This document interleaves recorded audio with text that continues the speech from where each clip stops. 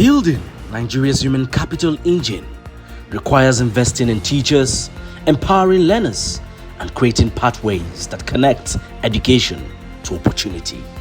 Our schools, training systems, and workplaces must evolve to equip Nigerians with the skills to thrive in a fast-changing world. From classrooms to boardrooms, every policy and partnership must work in harmony to strengthen the nation's human capital, turning talent, innovation, and productivity into Nigeria's true competitive edge. But are we preparing our people for the future? And how can we ensure that every Nigerian, young or old, becomes part of this transformation? So hello and welcome to Policy in Focus on NESG TV and NESG Radio, your platform for insightful conversations on policy reforms driving inclusive growth in Nigeria. I am Yewande Oluibukun. And I am Rofiat, Lawal. And today we explore skills, schools, and strategy building Nigeria's human capital engine. And joining us today is Dr. Detoun Ogwo, the Facilitator of the Education Policy Commission at the Nigerian Economic Summit Group. She is a passionate advocate for education reform and workforce development. Dr. Ogwo, thank you for joining us today. Thank you for having me. Good morning. So let's start broadly. What would you say are the current gaps in Nigeria's education to employment pipeline? In terms of, we understand that we are losing momentum in curriculum design, industry linkages or implementation. But what would you say are the current gaps in Nigeria's education too? Thank you so much, Yewande. I think when we discuss Nigeria's education, we've had over the years, discussed the issues of relevance. From, where I'm sitting, we have a relevance gap and we also have a transition gap. What do I mean by that? When a young person goes into university or goes into education and exits at whatever level within the system, the premise is that once they're done with their education, at least they should be able to, find a job, find something to do to be able to feed themselves and look after their families. But with looking at our unemployment rates, we know that sometimes that has not worked out in reality, which brings us to what exactly is the utility of education if someone spends years investing in it and then comes out on the other side and are not able to do anything with it, either for lack of relevance of what they were taught to real life problems, or also the lack of what I like to call a compass. When a young person leaves education in Nigeria as it obtains today, they go into the market by themselves and start trying to find opportunities. For the economists that we're trying to be like, you find that they're what you call enablers, transition spaces that allow you to relate with either an expert or someone that is able to guide you on how to actually navigate the experience of going from school to work. Those spaces, that infrastructural gap is there. But I think over the years, government has tried to, fix that with enterprise and skill development centers in universities. So we still have a bit of leapfrog to do to ensure that when a young person is unemployed within this environment, they're able to find support. They're able to find help to navigate the experience. Because, it's one thing to be unemployed. It's another to know what to do with yourself. It's another to know how to deal with the psychological burden that comes with rejection when you don't find a job. True. And where do people go? Yes, over the years, there's been a lot of work from some of the reforms that have been done with, several ministers of education, institutes of, vocational learning and things like that. In fact, we ran a national career service. We're one of 6 that were accredited at the time as well. We need to ensure that we're doing that at scale. So yes, get educated, get the degree. We also have to be ensuring that we're not credentialing. We're not just giving people pieces of paper. We're giving them skills that make them functional. Now, when I discuss the gaps, I don't like to delineate only to government and just government and school system. I like for us to have a human capital development conversation across the length and breadth of Nigeria. We're all stakeholders. What are we doing to move this engine forward? And until we take that bull by the horn and say, let's deal with the relevance issue, which I think is being done with the curricular reform and some of those conversations. On the transition side, there's still a lot more to do. And how do we all collectively ensure that that problem is solved? I hope I answered your question. Thank you very much, Ma. Yes, you did. So, I agree with you. Just for me, Nigeria has one of the youngest population in the world, right?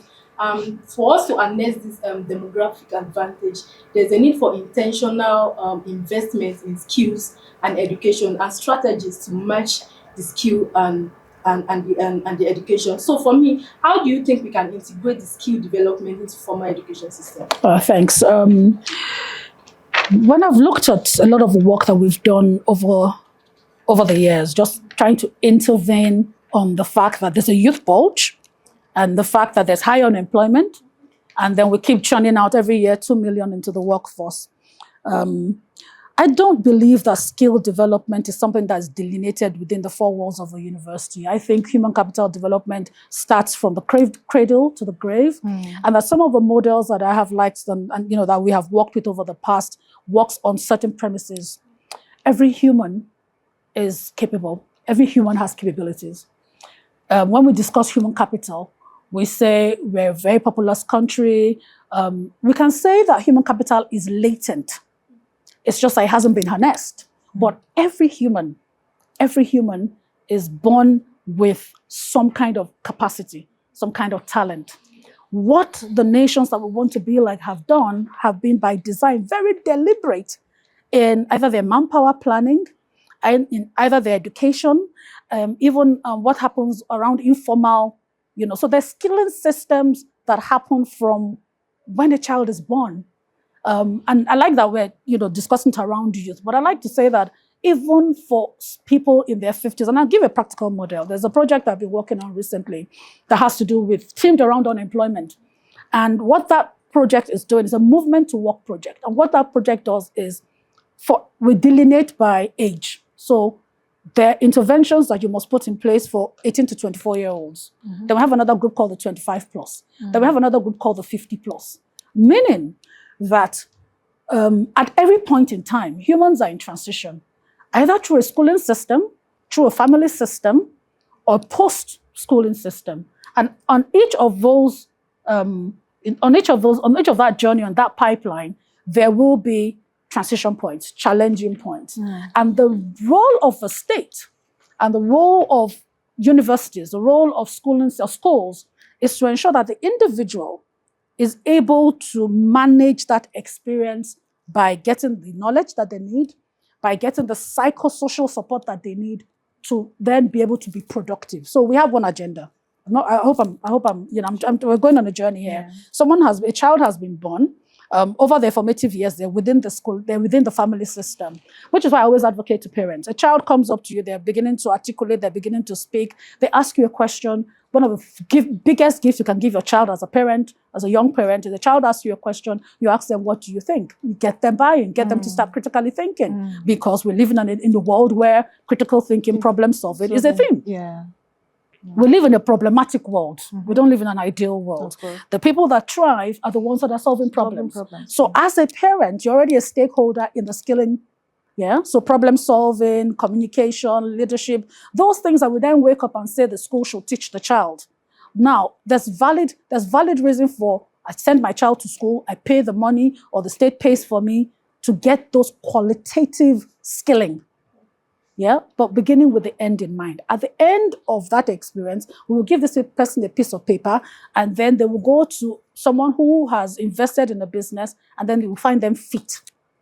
We'll find them employable. So skills development is more than a curricular issue. Skills development is human capital development, so to say. Is everybody, all stakeholders on board in ensuring that at the end of that pipeline, people are fit for work, people are ready for work, people even understand, their own agency. What do I bring to the table? And what I like about some other economies is they have something called success profiles, which means at the end of a skilling, whether you've gone to formal university, whether you've exited at either primary or secondary, there's something called a success profile that if you are going to recruit you, You already know what I need from you as a good communicator. You already know what I need from you as a problem solver. So some nation states give you that template, that standard upfront to say, to work in this economy, there are certain success profiles, and then the school system will teach them, the parents will teach them, the young person themselves would engage with that and then put themselves forward for opportunities. We need to get there. I think we've done some of it with Empower. We've done a lot, we've done a lot of it over the years. There are many lessons we need to take from those. But I also see the imperative that we need to do a lot at scale, because there are too many numbers caught in the fringes of unemployment that do not need to. Whilst we wait for the economy to provide the jobs, whilst we're creating those jobs or job creators, life is happening for humans. There needs to be some form of intervention. There needs to be something that people are then, being supported on that navigation experience so that we can then build a productive country. It is that either primary or secondary. There's something called a success profile. That so closely related to that, I'm going to recruit you. You already know what I need from you as a communicator. You already know what I need from you as a problem solver. So some nation states give you that. Okay, thanks. Obviously, we know that informality is a major challenge in Nigeria. That's the informal sector is one of our biggest employment sectors. Now, it was great to listen to, the summit, 31st summit. And I think that several models, I think the Turkey model, they spoke about what they do. I think, the lady from, I think it was Malaysia, there was quite a number on the panel. So they created a massive baseline. Now, I like to contextualize within Nigeria. I think one of the things that we have left untapped and we need to go back to when we think about TVET in Nigeria is we must also always remember that we're not a monolithic group where we have regional disparities and regional advantages. Now, when we structure TVET, and I'm going to give a practical example here. This project I said I'm working on, is situated in an environment where they have a real estate deficit. So what happens within that hub is there are young people on this end that are unemployed. There are employers that are building houses that cannot find people that are fit to help them. Now, within that hub, there's who you call an employment advisor, there's who you call a work coach, and there's who you call a disability employment advisor. What is their task? Their task is, for the young person that's coming in, there are certain barriers they're going to face. The number one barrier they're facing is that the jobs are not being created at the macroeconomic level. Which is why we focus on a lot in Nigeria. There are always sometimes unseen barriers that people are facing. So what happens within that hub is to engage with the individual. And so we understand that you're having a precarious and you're not having it easy. You're being traumatized by this state right now. What can we do for you? And how can the state take a position to navigate you to an opportunity? An opportunity that we've then partnered with someone to then take you up. We need to move you along the human capital pipeline as fast as possible. But we cannot do it without you. You've got the agency, you've got the potential, you've got the talent. We are here to facilitate. And why do we do that? Because the state needs your taxes. We need you productive. We don't want unrest. We don't want a volatile environment. So there's an imperative and there's a reason why we're doing it as charitable as we are.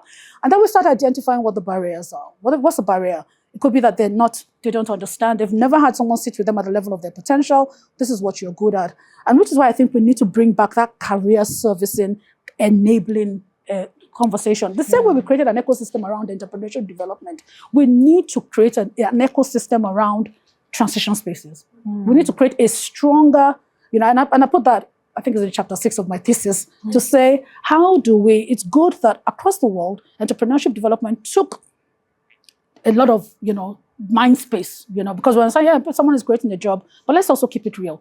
What percentage of our young people can or have started, viable enterprises? How we intervene in there? So within that hub as well, there's someone that you call an SME expert. For those that are enabled and those who are willing to start their own businesses, they also get the support of a coach that then tells them where the funding is, where the support is, what is not faulty about the idea, why it might work, why it might not work. So those are the kind of things that we need to also start doing at scale. We've done a bit of it, we've done a lot. And then, just going back to the fact around regional capabilities. So let's say, for example, we can say the Lagos to Ogun axis, do we now start growing, skills around fintech, around digital processing, content creation, the things that happen within that context. Do we say in Kano, agro-textiles, we've got the industrialization plan. Do we start building the capabilities, creating a stronger pipeline for the capabilities that are already within those communities, but ensuring that we're connecting the dots, ensuring that this young person comes in through this environment. Now, even a 50-year-old person might be in those same environments, doesn't know they've retired or they've looked for a job for 8 years. It's disenabling to be able to want to work and not be able to find the work. So those are the things that we then also now start doing, creating those kind of dashboards, either using technology, using foot soldiers to start building those local competencies, and then leading them to productivity. That's human capital development. Thank you so much. Thank you so much, Ma, for that very insightful, honestly. So reform depends heavily on governance and finance. I know when we talk about finance, it's a bit, funny and all that. But what specific reforms or accountability mechanisms would you say are needed to make our education system result-oriented? We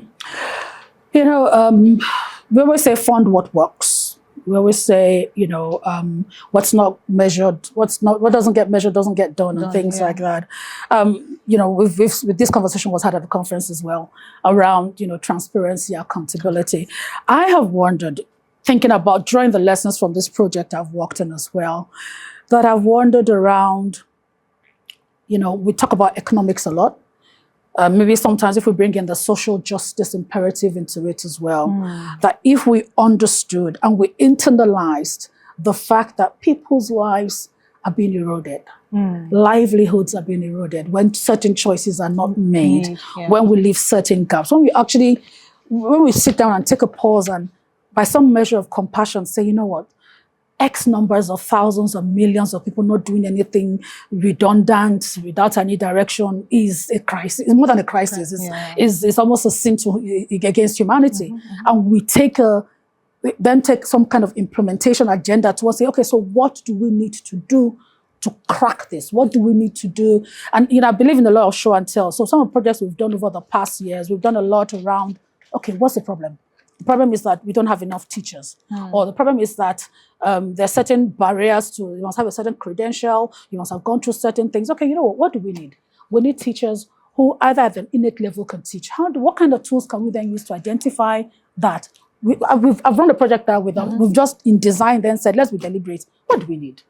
Let's maybe take a more urgent problem solving. We need to do this like yesterday. Who are the stakeholders we must bring to the table? What are the things, KPIs in terms of things that we must do to just ensure that the other end, to answer the question deliberately around result focus. So those results, so this amount of money has gone into education, 7% of the budget. At the end of it, we expect X numbers of people to have been qualitatively trained and X numbers have been placed in jobs.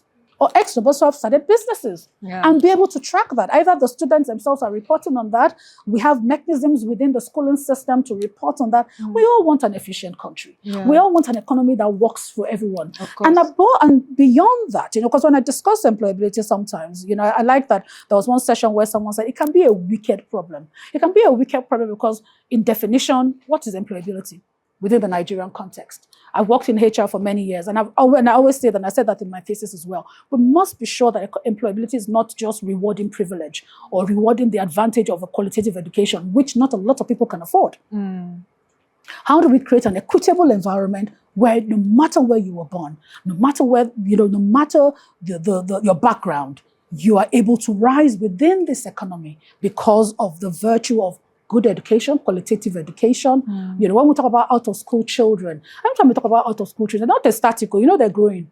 What are we doing for them at the level of apprenticeships? What are we doing? When we talk about apprenticeships, of course, then we have to have private sector development. We have to have more businesses that are being created. What are we then, how are we intervening there? How are we getting all the actors that are required to continue to, either make the funding available, and then when the funding is available, ensure that the funding is efficient.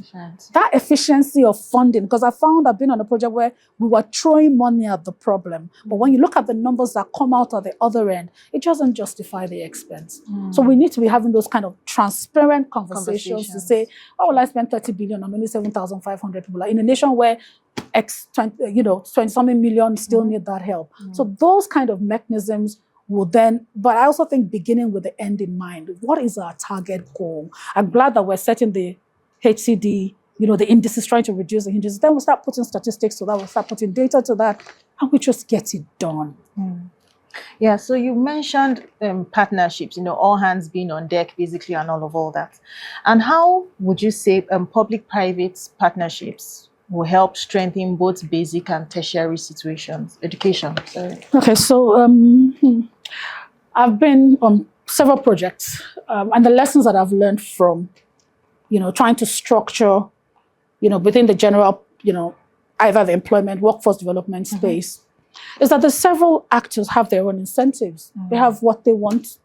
As a HR manager, I've been told, why are you spending so much time trying to find people here? Go and find the people from diaspora. Now, as a private actor, I have a right to do that. I have a right to look for skills where they would come into my business and create value immediately. So the question is, the person that's created that pipeline in that diaspora, what did they do to that capital? And what do we then need to also learn from them so that we can do that here? Replicate. So when we discuss private-public partnerships, there's so much that's going on in the private space right now. But I think some of it is very siloed. I was in a university yesterday, because I do a bit of support with the Enterprise and Skills Development Center in that university. And just opposite, an oil and gas company is now building infrastructure so that they can come within that environment, support the university, and get their own pipeline. I think that over the years, we've had, let's use the financial industry for example, we've had 25 different training schools just trying to bring support for their own use. Yeah? Do we have an efficiency challenge there? Yeah? So if we talk about, remember what I said about the hubs, about Lagos State, for example. Let's say we wanted to decide that, the comparative advantage for that block or any other block across Nigeria, we can say Nasarawa, FCT, once we determine their comparative advantage, the skills that are strongest in that environment, we then look for the private sector actors, we look for the government actors within that environment. What would the government want to hear that allows them to invest? What will the private sector person want to hear that would allow them to say, I put everything that I have behind this because I want my people to be employed, I want children off the streets and things like that. So public-private partnerships, I think, we have a lot. I think there's Sterling doing a lot in, trying to collaborate with academia and then for their own pipeline. It's just that we then need to scale these efforts relative to the numbers of lives that are still roaming in the streets unemployed. We just need to find a way to delineate the KPIs for, and I wrote about that in my thesis as well. Each actor, down to parents, down to school alumni, down to even parent groups, down to PTAs in schools, to say we need a strong skilling agenda for Nigeria as a nation. Is there a skilling agency? Is there a manpower board somewhere that's saying, this is where we're trying to get to over the next 10 years. I've looked at the curriculum reform, and the first question that I asked was, looking at the electives, I can understand why the choices of those electives are there because of how we'll mop up a large number in the informal sector. So we don't create more informality. So I can understand why horticulture is there. But as we're teaching that horticulture, I pray that it's not just within the curriculum that a child will now come and draw a paper, draw leaves, that families are also growing produce in their houses. That, within the school community, it's practice-based. It's hinged in reality. So that when that person exits from that phase, I know it's being phased right now, when that reform has kicked in, the person that exits the schooling system is fit for purpose to themselves, can feed themselves, can feed their families, and relevant to society. And the other thing about PPP also is government can't do everything. We have to acknowledge that. But we have to be deliberate. So places like NESG, we have to be deliberate about what do we incentivize the private sector with to ensure who can get their skills from anywhere as a matter of their own business decisions? How do we incentivize them? Yes, we'll do the corporate social responsibility, but how do we bring a critical mass together so that we can leapfrog? We're kind of behind. What kind of conversations do we need to be having like yesterday to ensure that we can lift as many? So we're skilling is it apprenticeships? How many, the particular example I was going to give on a design that we did was actually going to be technology-based. So an internship program similar to what we do with CIWIS. So CIWIS also needs to be upgraded so that it's functional. It's not just based on observation. It's also based on, contribution. So young people are exiting that. We already have things within our policy to help to solve some of these problems. It's just how are we making sure it's fit for purpose and is relevant to our current needs. And I remember the biggest challenge that we had with that was cost. And selling to the project financier why they should retrain products of the university system. Think about it. Why? So you say they're graduates already. Why should I spend money either for a 3-week course, either for so they educate, this is where academia now comes in. And then they also put their, hands on the wheel and ensure that when a person exits the university system, they're fit. And what do we then define by fit? That's when we come to success profiles. The end user, the demand side has given and said, you know what, this is what I would consider a fit. This is what I would consider a successful person, once they're done. And then we'll make sure that is always, dynamically put into the curricular review. It's not, the curriculum is not just take, that's it. It's always something that's reflecting on our reality and, so PPP is our way forward, to be honest. I honestly, and I think that a lot of it rests on the private sector.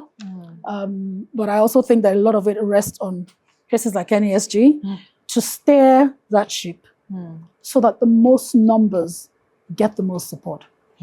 Thank you so much. Okay, thank you, Dr. Ogwo. I mean, closely related to what you just explained, millions of Nigerian youth lack the skill and even opportunity to thrive in this era of rapid digital transformation. So really, how can we embed entrepreneurship into the institution curriculum just so everybody has that opportunity? Okay, I think it takes me back to that. Let's be careful not to delineate our human capital within structure of education. All of us are educators.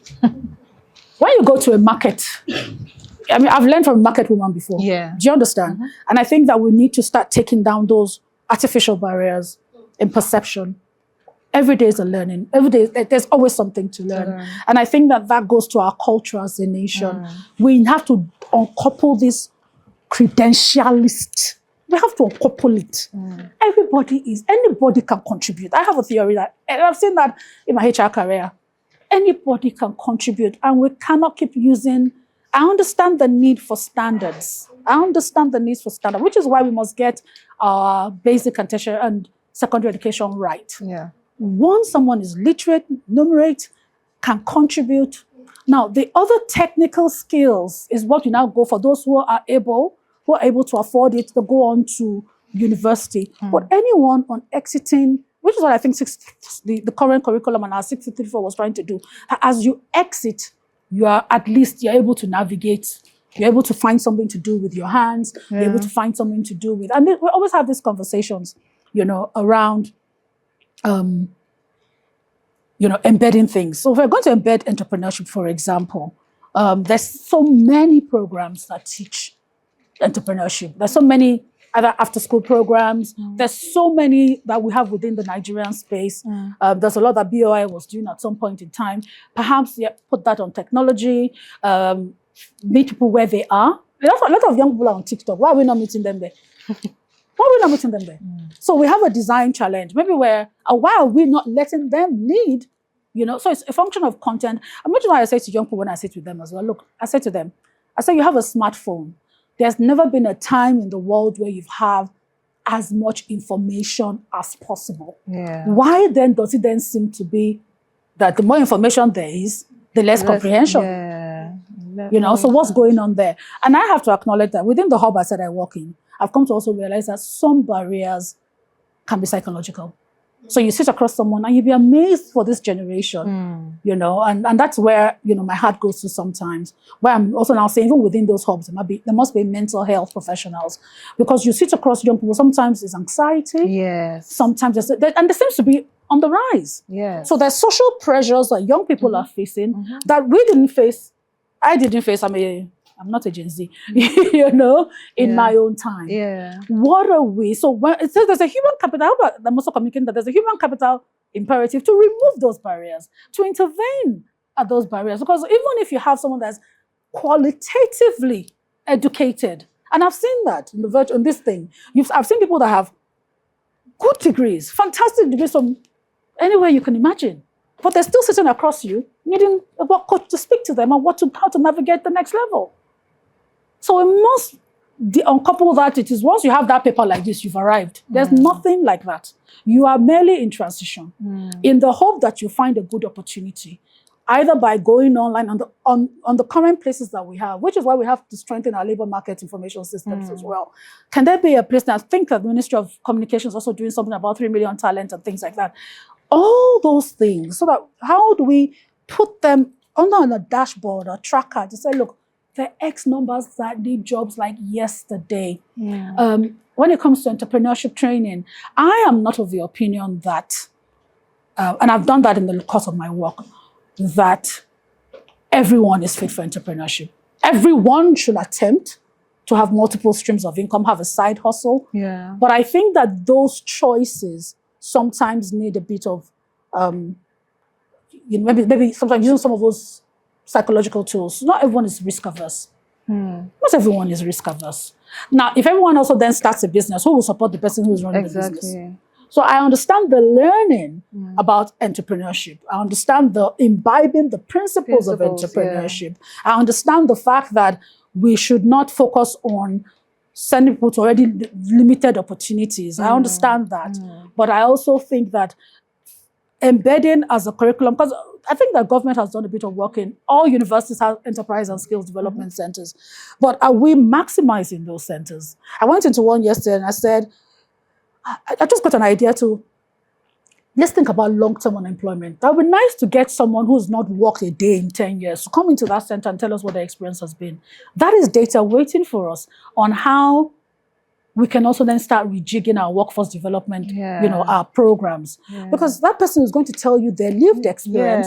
They're going to tell you what firms they went to, how they were applying, and then what we can then do. So I think that there's also a need for us to learn from a lot of the enterprise development programs, that the projects that we've done so far, and then tweak it into, what we can do next. I hope I've answered your question. Yeah.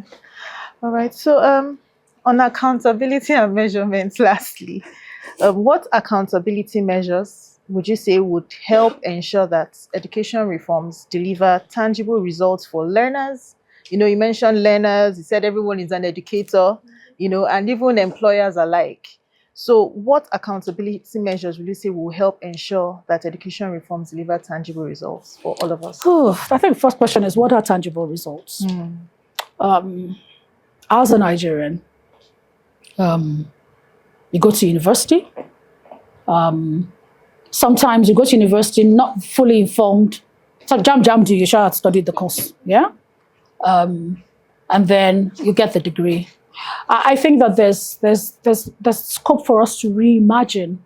I think, just to answer the question around accountability, I think there's scope for us to reimagine the relevance of formal education, yeah? And then to challenge, I think there's scope for us to also challenge certain practices around recruitment as well. I think there's scope for us to, when there's a problem, it's good, if you go into a doctor, they'll diagnose, and I try to do a bit of that in my thesis as well, to say, if on this end there's a youth, if on this end there's so many that are unemployed, and then we've dimensioned what's happening, what should be happening in maritime, what should be happening in oil and gas, we've dimensioned all of these things. How do we connect the dots? Yeah? And we've said it's the human engine, is the enabling of the people, is the investing in the latent talent of people that we will then. I think accountability really is then, those measurements, those indices, either the ones that we form for ourselves or the ones that we then join based on world standards. So the human capital development indices, we can set an agenda for ourselves and say, okay, based on the limited data that we know we have X millions roaming the streets. Over the next 1 year, we want to take X millions off. And this is how we're going to go about it. So just being a bit determinate about implementation and very determinate about transparency. And I'm going to give a very practical example. I'm watching my words around practical examples. So when we were doing the youth employment plan with one of the development agencies, we went to about 400 different, including some who have intervened around entrepreneurship development, just to get there. How many have you trained? Data. The data seem to be more output focused than outcome focused. Yeah. Or input for, they came, we gave them a certificate of attendance, they did customer service. I think we need to shift away from that. So they came, they did the project. Over the next 6 years, over the next 6 months, they X numbers got jobs. Yeah, we need that kind of tracker. Yes. Okay, that was very extensive. That was very efficient spend. We need that kind of, as you said, result focused. Yeah. But we also then have to set the baseline for what is realistic results, given our context. I'm always all for, in everything that I've tried to design in terms of either employability development, training, putting them in a classroom, has always been what's the context. Where are the models that have worked? Yeah. But as much as those models have worked, what's our reality in Nigeria? Now, what kind of tools have they used? And how do we contextualize those tools? We need feedback. We need feedback. I've run recruitment schemes where young people were not passing the selection test. The most we had was 40% pass mark. Now, when I went, I said, let's look at the tool. Then we look at the tool, and in all fairness, I think there's a form of, there's a social justice. Is it an inequality or there's some equity? There's an equity agenda around looking at some of those tools, and I always put that challenge to my HR friends as well. Those tools that we're using, those tools, where were they designed? Were they designed with the reality of someone who's woken up in the morning, has to go and hawk for their mother to feed? Or were they designed for a child who's chauffeur-driven to school? So there are privileged dimensions that we have to, as a matter of course, as private sector, remove those barriers and be realistic and say, we're not saying waive the standards. We're not saying don't be excellent. We're saying we have, says, what's that thing they always say? Houston, we have Houston, there's a problem, yeah?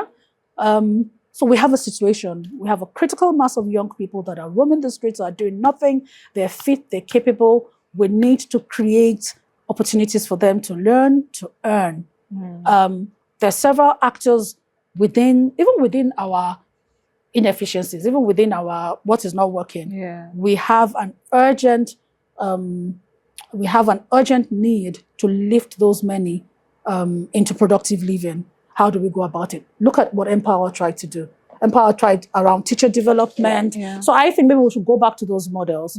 Let's go back to models over time, and then how do we scale them? And those are the results that we then say, what worked in those models and what didn't work? The thing about Nigeria, if we're going to face reality sometimes, is ensuring that the funds are used for what they're supposed to be used for. True.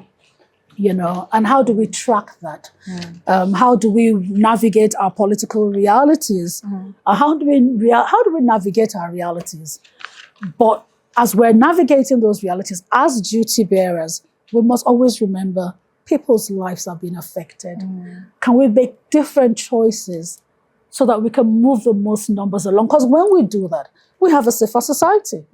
We have a society, we've contributed to something that has moved somebody else along on their own life journey, on their own life trajectory. And we see that a lot in a lot of work that we do. Oh, I didn't have a job before I came to the class. But I also then realized you came to a 3-week class. In all fairness, for the system to be fair to you, you should have gotten that. So which is why we then look back into the education system on the demand side, on the supply side.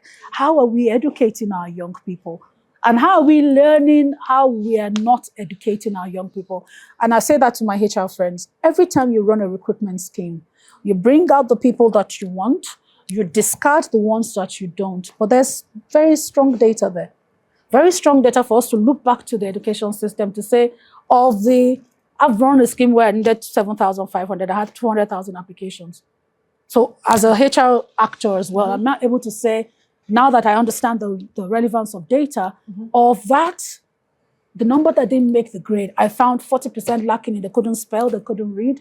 I found 80% lacking in, so we have to then have a very strong data engine that is mining data and turning these things back to the bodies, the different functional bodies that we have, the different bodies we have that are duty, policy, actors, to then say, please, in the matter of, urgency, let's make sure the curriculum has this, let's make sure the curriculum has that, but not delineate it. I am an advocate for, let's not delineate it let's not wait for a public servant to do it. Let's all do it.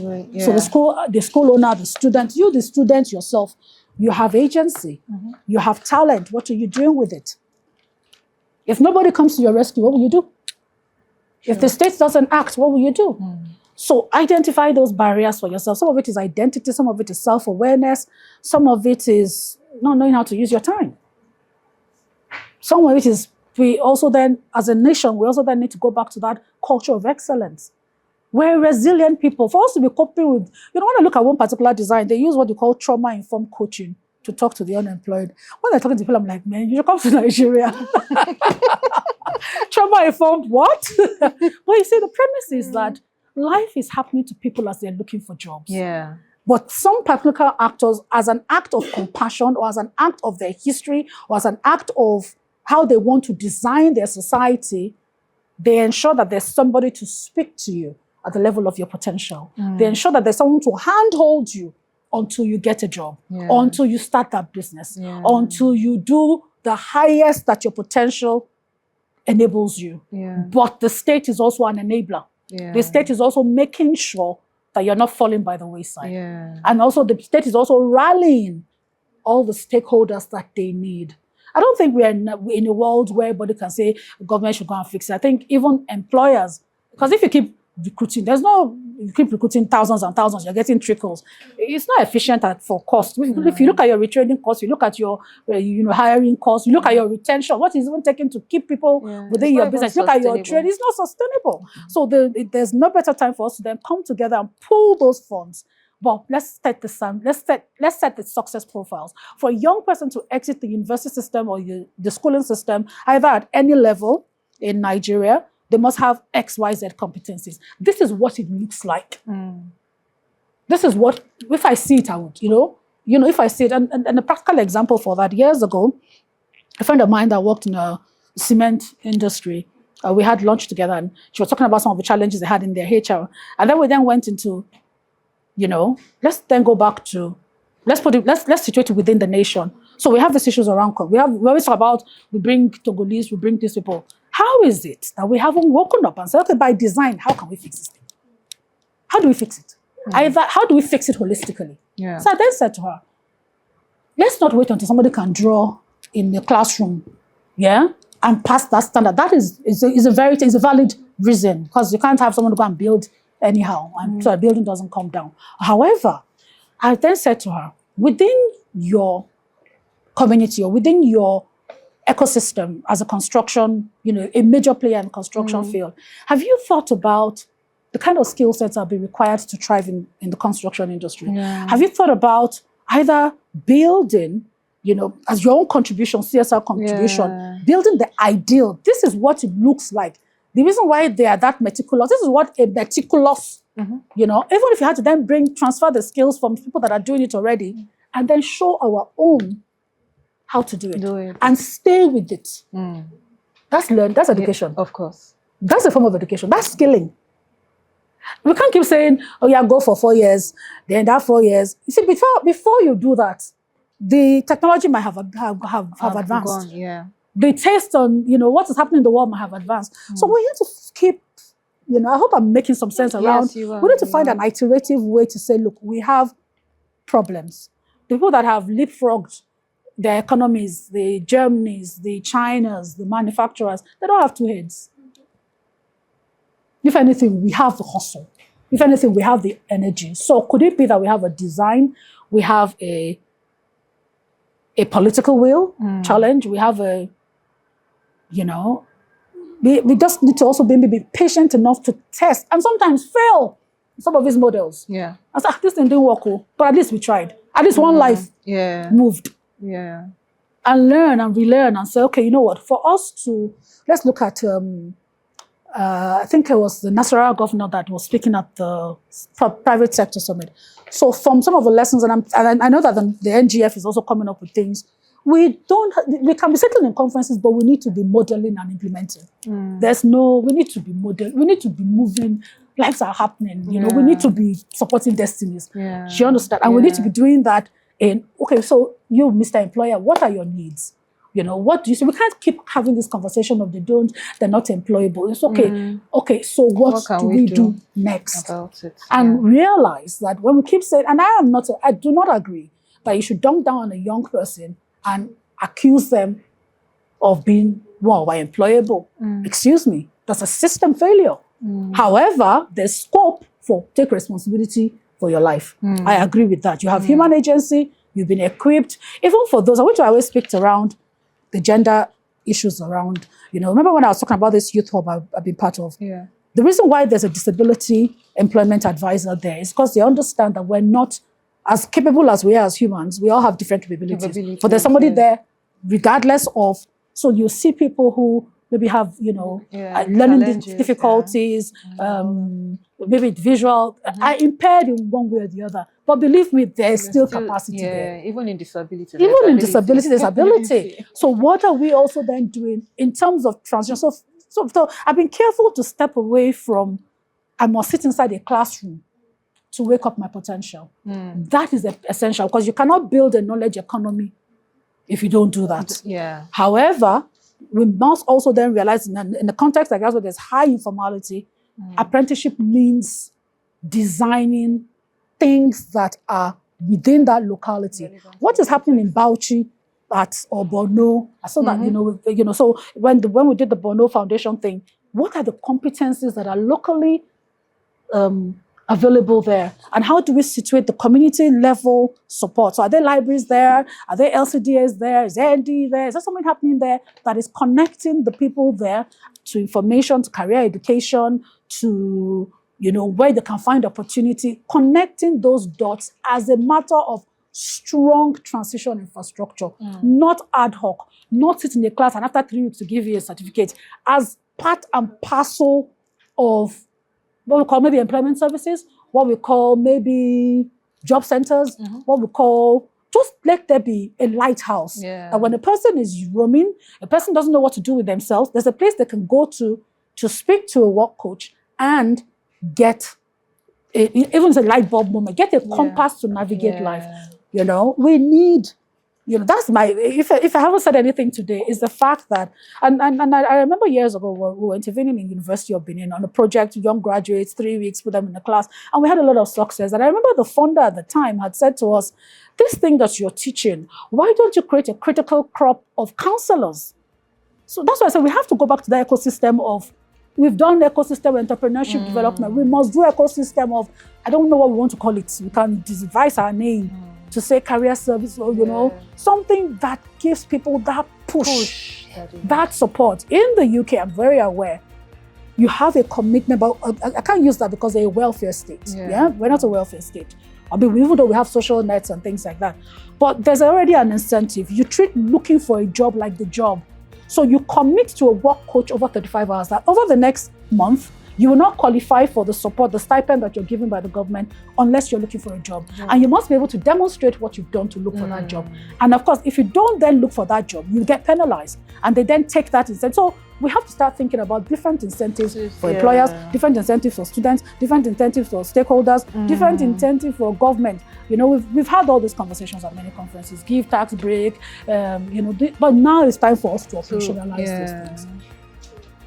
Amazing. Yes. Thank you so much, Dr. Okay, as we've heard from our guests, so the goal is to build a workforce that is not only educated, but adaptable, employable, and globally competitive. So my name is Rofiat Lawal. See you next time. Bye.